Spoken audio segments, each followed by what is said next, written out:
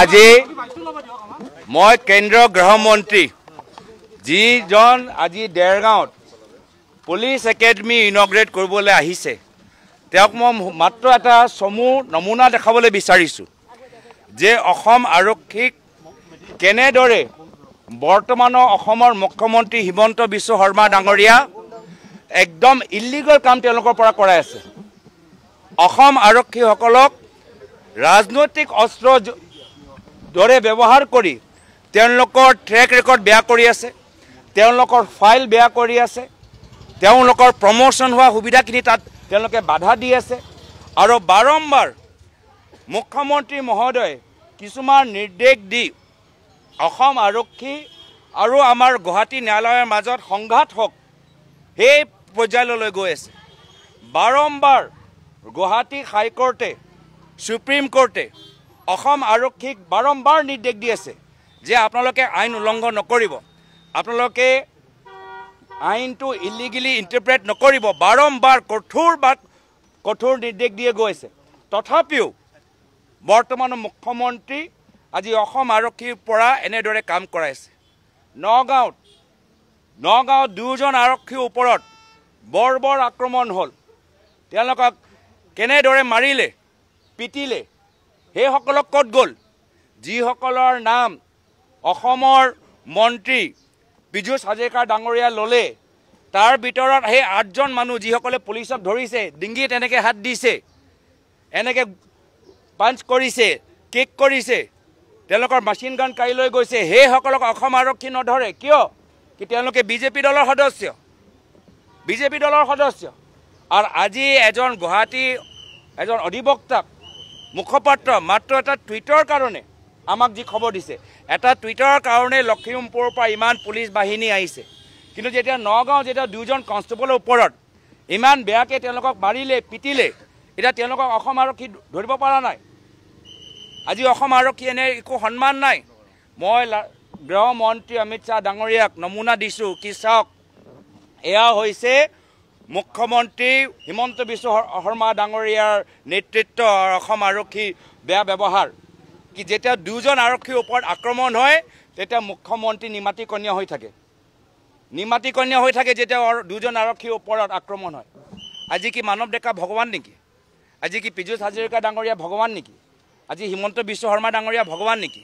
আজি গোটেই বিজেপি দলটো ভগৱান নেকি? অসমৰ মানুহে আৰক্ষীক পিটিব পাৰে কিন্তু ভগৱানৰ বিৰুদ্ধে মাত মাতিব নোৱাৰে, ভগৱানৰ বিৰুদ্ধে টুইট কৰিব নোৱাৰে, মানৱ ডেকা ডাঙৰীয়াৰ বিৰুদ্ধে টুইট কৰিব নোৱাৰে, পীযুষ হাজৰিকা ডাঙৰীয়াৰ বিৰুদ্ধে টুইট কৰিব নোৱাৰে, হিমন্ত বিশ্ব শৰ্মা ডাঙৰীয়াৰ বিৰুদ্ধে টুইট কৰিব নোৱাৰে, আৰু বিজেপি দল হ'লে পুলিচক পিটিব পাৰে। এয়াই বাৰ্তা দিবলৈ বিচাৰিছে গৃহমন্ত্ৰী অমিত শ্বাহ ডাঙৰীয়া, এয়া বাৰ্তা দিবলৈ বিচাৰিছে মুখ্যমন্ত্ৰী, এয়া বাৰ্তা আজি অসম আৰক্ষীক দিবলৈ বিচাৰিছে কি তোমালোকৰ 2জন সতীৰ্থসকলক বিজেপি দলে মাৰিব পাৰে, পিটিব পাৰে, যে তোমালোকে নিমাত হৈ থাকিবা। আৰু যদি অসম আৰক্ষীক আমি ইলিগেল অৰ্ডাৰ দিওঁ, যি অৰ্ডাৰ তেওঁলোকৰ ট্ৰেক ৰেকৰ্ড বেয়া কৰিব, যি অৰ্ডাৰ তেওঁলোকৰ প্ৰমোশ্যনত বাধা দিব, যি অৰ্ডাৰ তেওঁলোকৰ ওপৰত পিছত গৈ কেছ হ'ব, যি অৰ্ডাৰ পিছত গৈ গুৱাহাটী হাইকোৰ্ট সুপ্ৰিম কোৰ্টত তেওঁলোকে হাজিৰ হ'ব লাগিব, এনেধৰণৰ কামখিনি কৰাইছে। এনেধৰণৰ কামখিনি কৰি আজি কাক তেওঁলোকে বিপদত পেলাইছে? অসম আৰক্ষীক। মুখ্যমন্ত্ৰী হিমন্ত বিশ্ব শৰ্মা ডাঙৰীয়া এনেদৰে অসম আৰক্ষীক ব্যৱহাৰ কৰি অসম আৰক্ষীসকলক বিপদত পেলাই আছে। আৰু সেইকাৰণে আৰক্ষীসকলৰ আজি তেওঁলোকেও জানে যে তেওঁলোকৰ পৰা ইলিগেল কাম কৰাই আছে, কিন্তু তেওঁলোকে বাধ্য, তেওঁলোকে ক'ব পৰা নাই, কিন্তু আমি গম পাইছোঁ, আমি খবৰ পাইছোঁ। আজি সেইকাৰণে কেন্দ্ৰীয় গৃহমন্ত্ৰী অমিত শ্বাহ ডাঙৰীয়া আজি এইখিনি বাৰ্তা কওক, আপোনালোকৰ সতীৰ্থসকলক সোধক কি গৃহমন্ত্ৰী আপোনালোকে পুলিচ একাডেমি দেৰগাঁৱত এইখিনি কথা শিকাবলৈ গৈছে নেকি? কি বিজেপিয়ে ইলিগেল কাম কৰালে আপোনালোকে মানি থাকক, নিমাত হৈ থাকক, আৰু 2জন সতীৰ্থৰ ওপৰত কোনোবা আক্ৰমণ কৰাৰ আগতে সুধিব লাগে কি আপোনালোকে বিজেপি নে বিজেপি নহয়, আৰু যদি বিজেপি হয় তেতিয়া নিমাত হৈ থাকিব লাগে। আমি বাৰম্বাৰ কৈছোঁ যে আমি ইয়াত আহিছোঁ, আমি চিটুৱেশ্যনটো চাবলৈ বিচাৰোঁ। এজন MP আৰু আমাৰ 2জন বিধায়কজনক আমাক ওপৰলৈ যাবলৈ নিদিলে। আমি কিবা আইন ভংগ কৰিছোঁ নেকি? আমি কেছটো জানিবলৈ বিচাৰোঁ। আমিও জানিবলৈ বিচাৰোঁ, যাৰ ফলত বিধানসভাত অসম আৰক্ষীক কেনেদৰে ৰাজনীতিকৰণ কৰা গৈছে আমাৰ বিধায়কসকলে উত্থাপন কৰিব পাৰিব। আমিও কেছৰ ডিটেইলছ ল'বলৈ বিচাৰোঁ। আমিও কেছ ল'বলৈ বিচাৰোঁ। কেইজন এমপি এটা প্ৰট'কল থাকে, লোকসভাৰ প্ৰট'কল থাকে, কিন্তু আজি অসম আৰক্ষী যিদৰে এজন এমপিক যিদৰে নিজৰ কোঅপাৰেশ্যন দিব লাগে, সমৰ্থন জনাব লাগে, আইন পালন কৰিব লাগে, প্ৰট'কল পালন কৰিব লাগে, এটাও কৰা নাই। অলপ দিন আগতেই অসম আৰক্ষীৰ ৰূপহী অচিত কেনেদৰে এজন সাংসদজনক মিছলিড কৰিলে সেৱাদনৰ ভিতৰত উত্থাপন হ'ল। আৰু সকলোৱে জানে, ৰাইজ চাই আছে। যদি কোনোবাই ভাবে যে ৰাইজে চোৱা নাই, ৰাইজে মন দিয়া নাই, গোটেইখিনি কথা ৰাইজে চাই আছে। আৰু এই গোটেইখিনি একশ্যন সব ফাইলত থাকিব।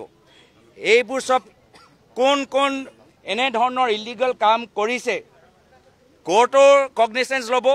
আৰু আমিও ৰাইজৰ প্ৰতিনিধি হিচাপে আমিও কগনিচেঞ্চ ল'ম যে ইলিগেল কামখিনি কোনে কৰি আছে। ইলিগেল কাম কৰা কোনো মানে নাই। এজন অসমৰ আৰক্ষী বিষয়াই ক'ব পাৰে যে মই সংবিধানৰ শপত লৈছোঁ, মই কোনো ৰাজনৈতিক দলৰ শপত লোৱা নাই, মই সংবিধানৰ শপত লৈছোঁ। আৰু যদি অসম আৰক্ষীৰ পৰা ইলিগেল কাম কৰাবলৈ বিচাৰে, অসম আৰক্ষী তেওঁলোকৰ অধিকাৰ যে অৰ্ডাৰটো ৰিটাৰ্ণত লওক। কোনজন ৰাজনৈতিক ব্যক্তি আছে যিজনে অসম আৰক্ষীক ইলিগেল অৰ্ডাৰ দিছে, এইটো ৰিটাৰ্ণত লওক। ৰিটাৰ্ণত দিবলৈ সাহস আছে। যদি কোনোবাই কৈছে যে এই দুয়োজন নগাঁও পুলিচৰ ওপৰত আক্ৰমণ কৰা মানুহক ধৰিব নালাগে, সেই অৰ্ডাৰটো ৰিটাৰ্ণক দিয়ক। আমি জানিবলৈ বিচাৰোঁ গোটেইখিনি কথা